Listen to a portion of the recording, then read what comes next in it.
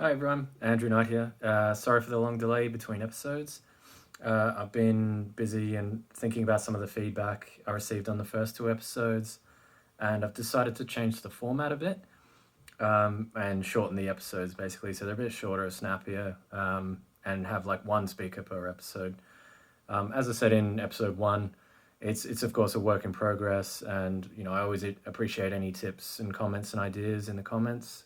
Um, so for today, I'd like to show a video sent in by Dami in Northern Ireland. It's an old one. He sent it to me a few months ago, but I'm going to finally show it now. So thanks, Dami.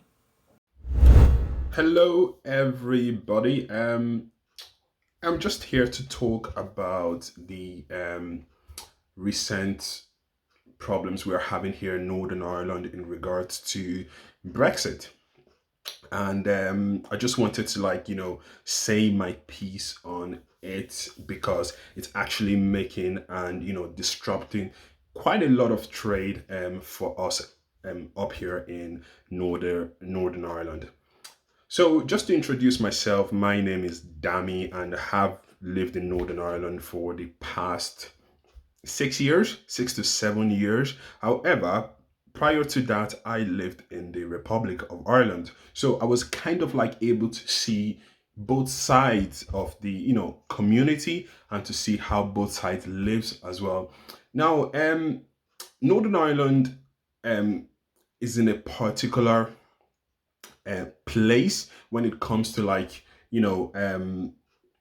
the United Kingdom, Great Britain, and and politics. And the relationship that people in Northern Ireland have with Brexit is quite difficult. Let's not forget that people from here, people in Northern Ireland actually voted to remain within the EU. They voted because they knew exactly what was going to happen, and hence the riots that happened, last week and possibly may continue to happen going forward. Now,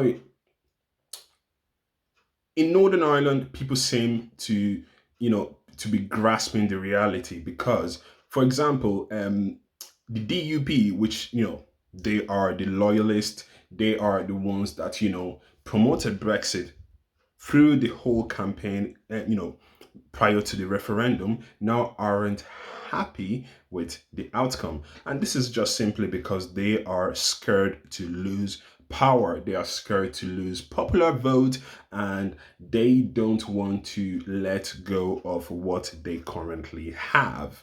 So one thing, I'm thinking is that going forward, Northern Ireland will have to kind of like break away, which it's already broken away from the United Kingdom anyway. But we will have to keep going forward ourselves. We will have to break away from the United Kingdom. We will have to make our own kind of like laws with the EU and work more to with the Republic of Ireland. Now, the riots that happened last week were partly because of Brexit. However, it was instigated by the paramilitaries that's kind of trade drugs, sell drugs here, and they just basically wanted to use Brexit as an excuse to benefit their own pockets.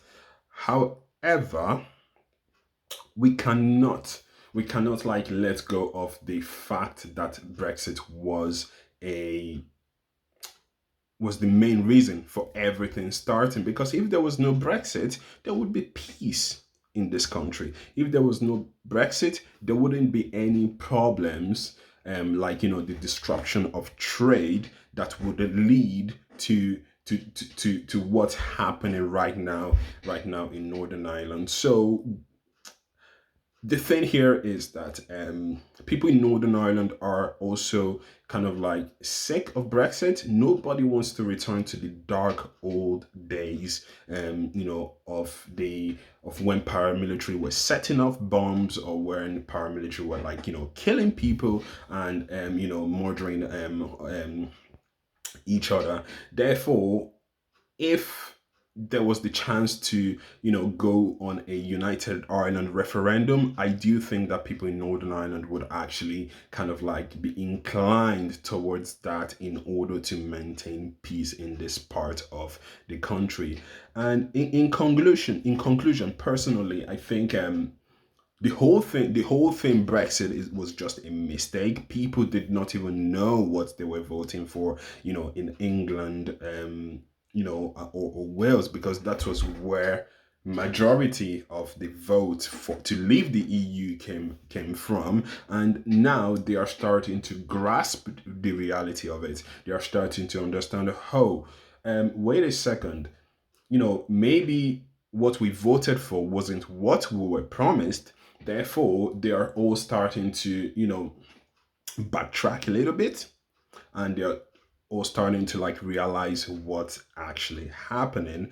And if I'm a Twitter. I love Twitter, and I always see Brexiters claiming to care about Northern Ireland. They always seem to like wanting to talk about Northern Ireland. And the thing is that none of them from England or Wales or all these Brexiters know what's happening in Northern Ireland. They don't know, because if they did, they wouldn't have voted to get out of the EU. They would have known that staying in the EU would maintain the peace in this country. Therefore, in conclusion, I would say that we just have to kind of like live with the consequences, and hopefully one day we all get back into the EU as one country. But I doubt that would happen. Thanks, Dami. As I said before, you sent that video in a few months ago. My apologies for not showing it until now. But it's been interesting to see how the situation has developed in the last few months in regards to the trade situation. Uh, Northern Ireland actually has been much better situated than Britain has, as it remains in the single market and hasn't had the same Brexit food and fuel shortages. Um, the Northern Ireland Protocol also continues to be a point of contention with the Tory Brexiteer government, it seems, even though they're the ones that signed it. So yeah, it's been interesting to see how that's how that's changed since Brexit hit. Anyway, thanks again for your comments, Dami. If anyone else would like to come and give your comments on the Brexit situation, please do let me know. And please leave a like and subscribe if you enjoyed the video. Until next time.